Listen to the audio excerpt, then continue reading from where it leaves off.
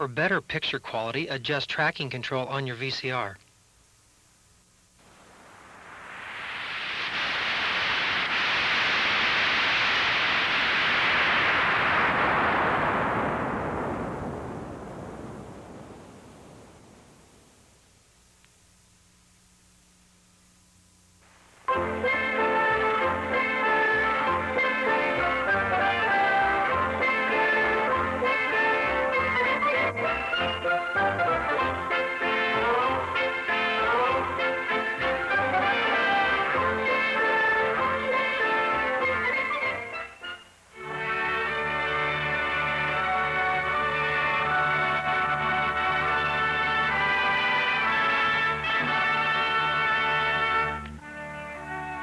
A long time ago, in the middle of the forest, lived two children. The boy was named Hansel. I'm Hansel. And the girl was named Gretal. I'm Gretal. Their mother and father were very poor, but Hansel and Gretel were cheerful nonetheless. Sometimes Gretel would be so full of happiness that she'd want to dance with joy. Then she always said to her brother, Hansel, come and dance with me. Now, Hansel was a little bashful, and he would usually say, I'd love to dance, Gretel, but I don't know how. Oh, it's easy. With your foot you tap, tap, tap. With your hand you clap, clap, clap. Right foot first, left foot round, about and back again. That dancing made me hungry, Gretel. When will Mother and Father come home with food? Oh, not till late. But I know what. Let's pick strawberries in the forest. What if we lose our way? We can drop crumbs of bread as we walk. That'll leave a trail for us to follow back home. A wonderful idea, Gretel. Let's go. Off they went into the forest, dropping breadcrumbs as they ran. Each carried a little basket, and just as they stooped to gather strawberries, Hansel said, Gretel, look. See that little man over there? Why, his hair is gold and his cheeks are red. I wonder who is he? Now he's gone, Hansel. Maybe we just imagined him, Gretel. Come, let's gather strawberries. Soon, Hansel and Gretel filled their baskets. It was time to rush home, but when they looked for the trail of breadcrumbs, Hansel is gone. That little bluebird up there, he's eaten all the breadcrumbs. We'll never find our way home now. Oh, Gretel, what'll we do? poor Hansel and Gretel. Night was coming to the forest. Suddenly, standing near them again, was a little man in velvet brown. Who are you? I'm your friend, the Sandman. It's time to go to sleep. First, I sprinkle you with sand. Then you sink down into the grass. And before you close your eyes, say your prayers so angels watch over you. And at that moment, Hansel and Gretel fell fast asleep. But what a surprise awaited them when they awoke in the morning. Do you know the surprise? When Hansel and Gretel awakened the next morning, they leapt to their feet in amazement. For there, in the middle of the forest, stood the most unusual cottage they had ever seen. Hansel, in my whole life I've never seen a cottage like that one. What is the roof made of? And the windows? And that hedge that runs around the cottage? Good things to eat, or am I dreaming still? Oh, Gretel, I'm so hungry. Let's nibble a bit of the cottage. Let's start with the gingerbread, then we'll go to the chocolate cream. Then hurry, sister, hurry. But just as they took their first bite, a voice shouted, Stop! Stop! How dare you eat my house? It was the wicked witch, and this wonderful house was hers. Hansel and Gretel wanted to run away, but the witch stared at them and stared at them and shouted, Hocus pocus, bonus jocus, malus locus, hocus pocus. And neither Hansel nor Gretel could move from the spot. You there, Hansel. I think I'll lock you in a cage and fatten you up. And when you're good and fat, you'll make a delicious pie. Poor Hansel. Ever so often, the witch said, Hansel, stick your finger out so that I can tell how fat you're getting. but the witch couldn't see very well. And Hansel stuck out a piece of wood and said, Oh, you're still very bony. Later I'll feed you again. When the witch was out of sight, Gretel said, Hansel, I have a way to fool the witch. I'll tell her you're fat enough to be baked into a pie right now. Gretel! Trust me, Hansel. I'll save you. When the witch came back, Gretel lit the oven and told the witch to take Hansel out of his cage. You'll make a fine pie, Hansel. Wait a minute. What's the matter, Gretel? Something's wrong with the oven. Will you take a look inside, please? Very well. The wicked witch looked into the oven, and then, Quick, Hansel, help me push her in. with one push, the witch landed in the oven, went up in smoke, and disappeared forever. With that, the gingerbread head, and the roof of Turkish delight, and the windows made of sugar, all turned into little boys and girls, because that's what they'd been in the first place. Then the bluebird who had eaten the breadcrumbs appeared in the sky and led them all back to Hansel and Gretel's parents. Each child carried food and precious things from the witch's house, so the family was never poor again. And even today, you can see Gretel teaching Hansel her happy little dance. With your foot you tap, tap, tap. With your hands you clap, clap, clap. Right foot first, left foot there, round about and back again.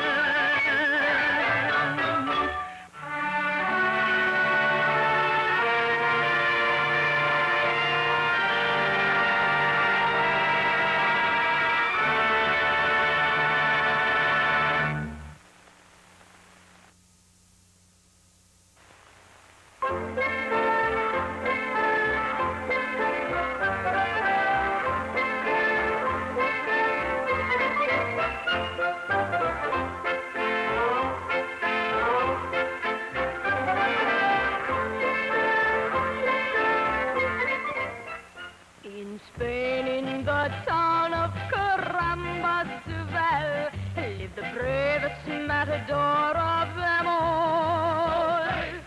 His name was Juan Pablo Garcia Miguel.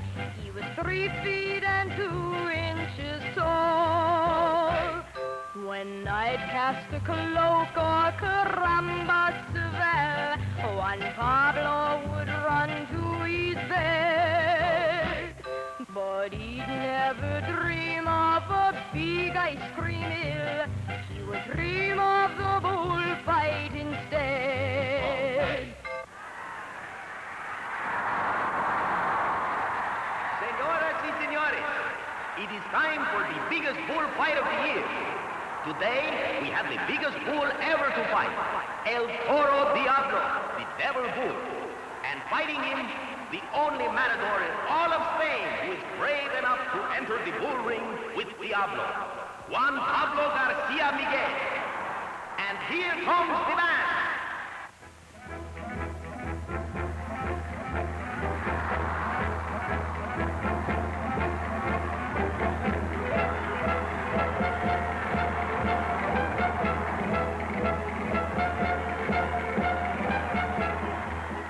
And now for the big fight, pitting El Toro Diablo, weight 2,452 pounds, 6 feet 8 inches tall, if you do not count his horns, which are 3 feet long, and the brave matador, Juan Pablo Garcia Miguel, weighing 53 pounds, 3 feet 2 inches tall, if you do not count the at, which is 4 inches high. The fight will commence after the march of the Toreador.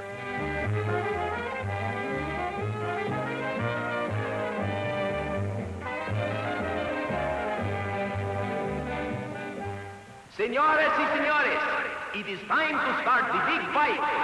Here comes El Toro Diablo. And now, here comes Juan Pablo, carrying only a red cloak and his wooden sword. Poor Pablo, poor Juan Pablo, at bullfighting, he must be good.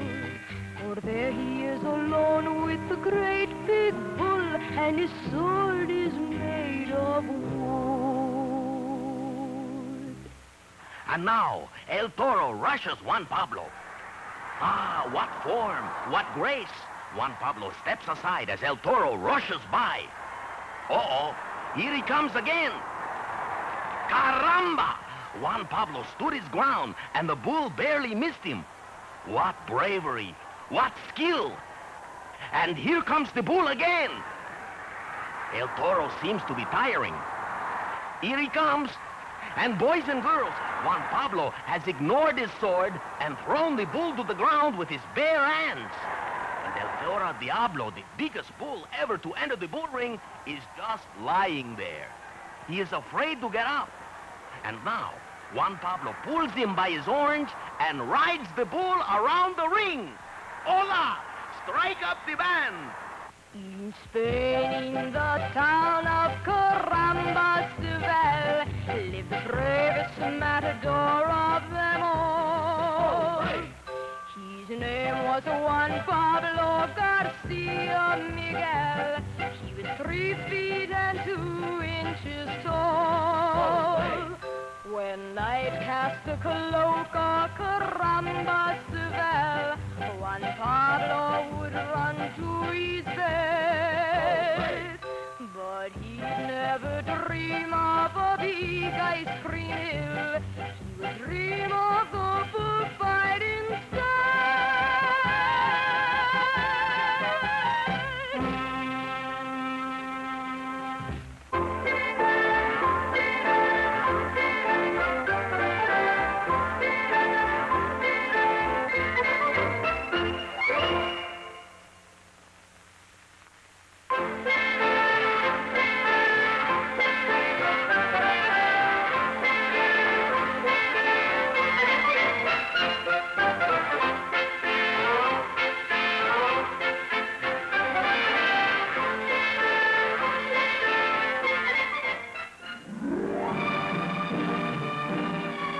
The Sultan of India had a beautiful daughter, the Princess Nuranihar. Many young men sought the hand of this lovely young girl, but to no avail. The Sultan turned them all away. Only a prince could be worthy of my daughter. One day, 3 handsome princes arrived, each seeking Nuranihar as their bride. The Sultan spoke to them. I will decide upon one of you young men, but that one must please me with an unusual gift. I give each of you 1 week to find such a gift. Remember, it must be a very special present. They each took a different path as they went on their search. Prince Hussein wandered from village to village, but found nothing. Prince Ali hunted in many shops, but he saw no special gift. And Prince Ahmed could not uncover any prize, though he went to inventors and merchants. Finally, Prince Hussein was stopped by a ragged man who showed him a carpet. What good is that to me? Oh, sire, let me show you what this wonderful carpet can do. Just sit upon it and then make a wish as to where you would like to go. Prince Hussein sat very still. I wish to be on that mountaintop. The carpet lifted them swiftly to the very spot the prince had wished for. This magic carpet is a perfect gift. What is the price? 50 pieces of gold, sire. So Prince Hussein thought he had the best gift. But Prince Ali had found a blind peddler selling a curious tube. Oh, great one, just wish to view a scene, and you will see it in this tube. Let me try. I wish to behold the pyramids of Egypt. It is true. I see them clearly. I would like to buy this as a gift to the Sultan. Prince Ali had a fine present indeed. Surely I will win the princess, he thought. Prince Ahmed was about to give up his search when a farmer showed him a golden apple. Good prince, this is a magic apple that will heal the sick and wounded. How can you prove this? Try touching that partly cut tree with the apple. When Prince Ahmed placed the golden apple next to the scarred tree, the wood and bark grew back in place. So Prince Ahmed bought the wonderful gift to take to the Sultan. At the appointed time, all 3 princes arrived at the palace with their presents. After seeing each gift demonstrated, the Sultan spoke. It will be hard to decide. First, I must tell you that the princess has been kidnapped by a robber king. The prince I select must be brave enough to rescue her.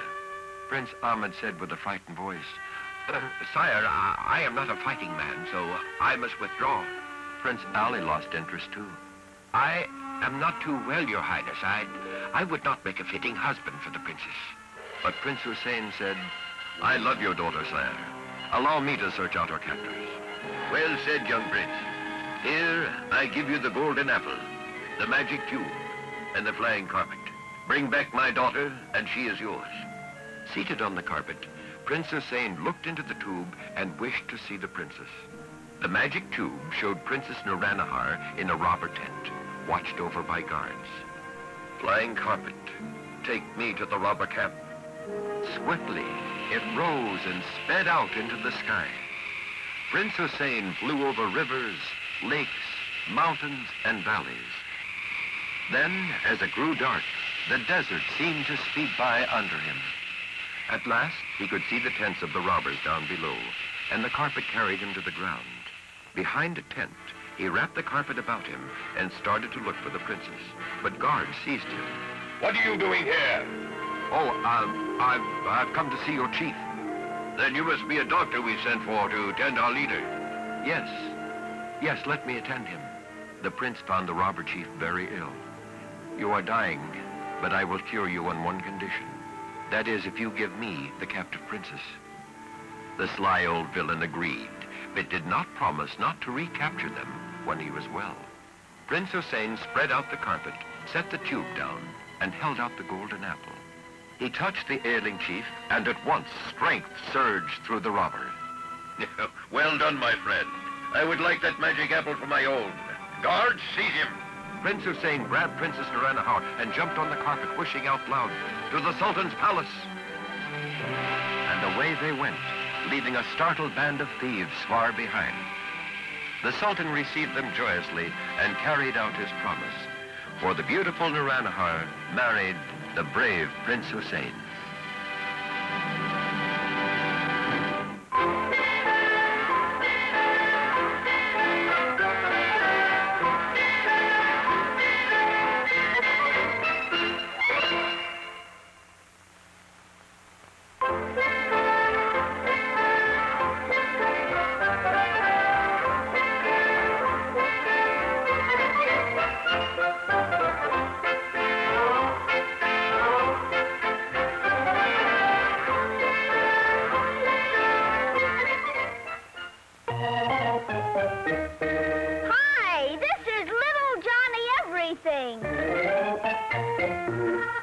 Johnny everything, he can be most anything.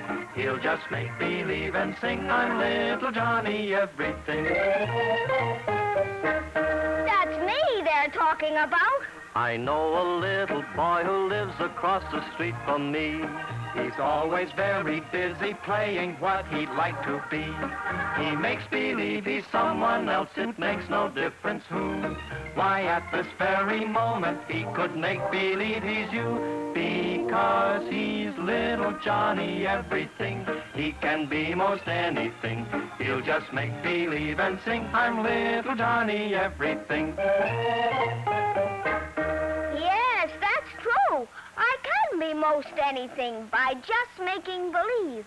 I can be a policeman, or a pilot, or a sailor, or a fireman, or a milkman with his shiny white truck full of bottles of milk and cream. Say, once I made believe I was the milkman, and this is how it happened. Now Mother had to make a cake, but she had no milk or cream. The milkman hadn't come yet, but Johnny had a scheme. He put some empty bottles in his wagon right away and said, Now I'm the milkman. How many quarts today? Because he's little Johnny everything. He can be most anything. He'll just make believe and sing, I'm little Johnny everything. When I grow up, maybe I'll be a policeman. That's because I like watching Mr. Michelson with his bright blue uniform and his silver badge. He directs traffic on the corner, and the cars stop every time he holds up his hand. one day, when I went to my schoolyard, that gave me an idea. Now in the schoolyard near the house, the kids all come to play. They roller skate and ride their bikes right in each other's way. So Johnny runs right up to tell them when to go and stop. He says, "There's too much traffic here. I'll be your traffic cop." because he's little Johnny everything. He can be most anything. He'll just make believe and sing, "I'm little Johnny everything."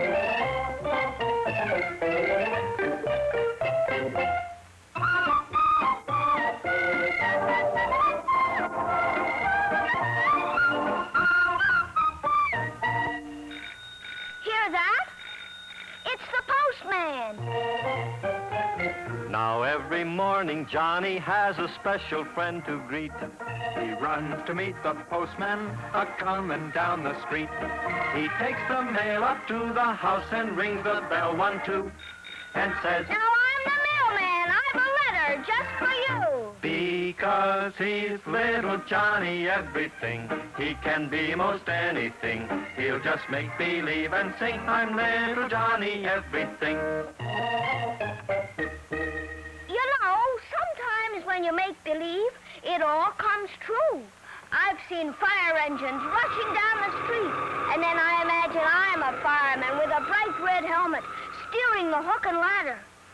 But once I was in the country, and I saw smoke pouring out of a barn, and that's when my make-believe came true. When Johnny saw a fire start in someone else's barn, he ran and told his mother, and she phoned in the alarm. And when the fire engines came, he showed them where to go.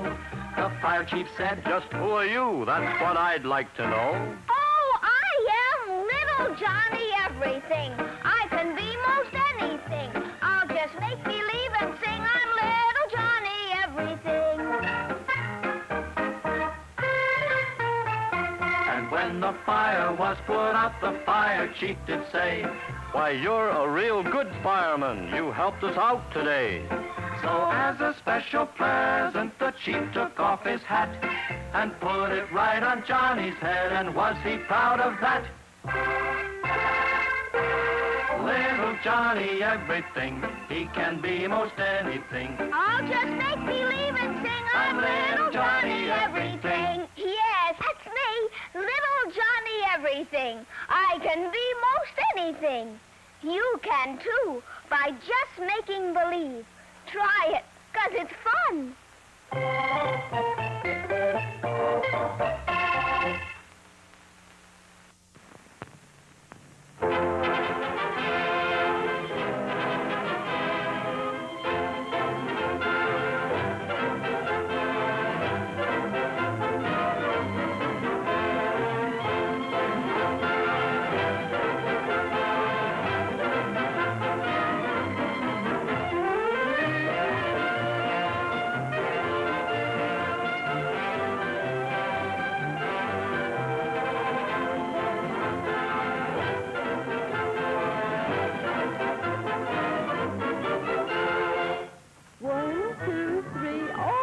Like Mama's big man, see?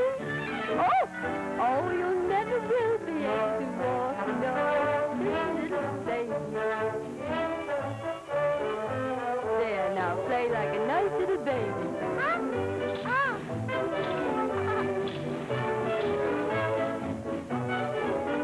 Oh, no, baby.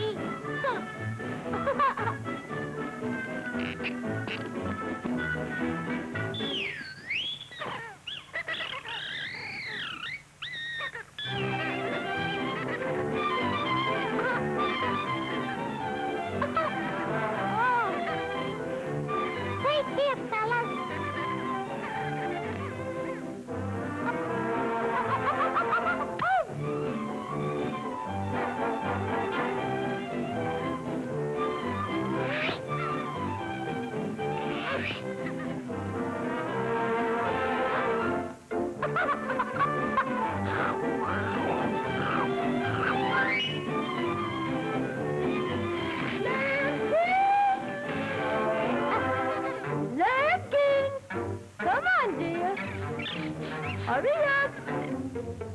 Here, put on your hat and coat now. Daddy's waiting. We're going to move today. See? Come on now, make it snappy. Gotta move to our new house in the city. Come on, come on. See, you must hurry. We're moving to a nice, big, new home. Not me! No, I don't want to go to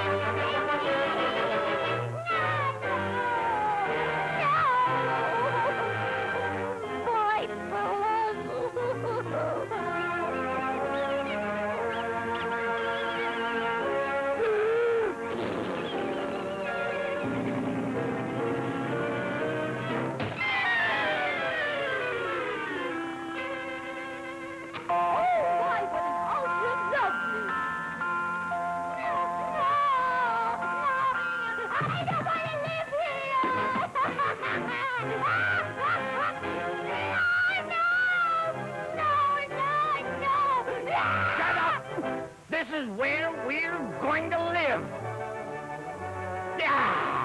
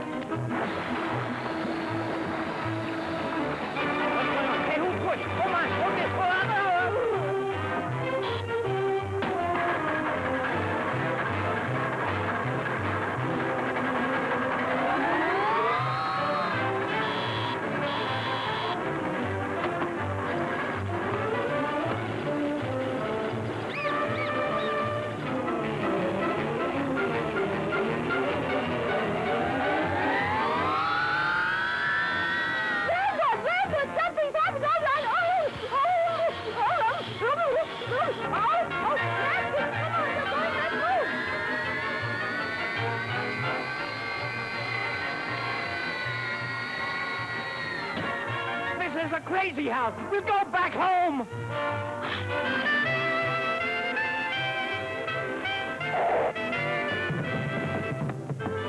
Ah, home sweet home. You'll be back home, nice little boy.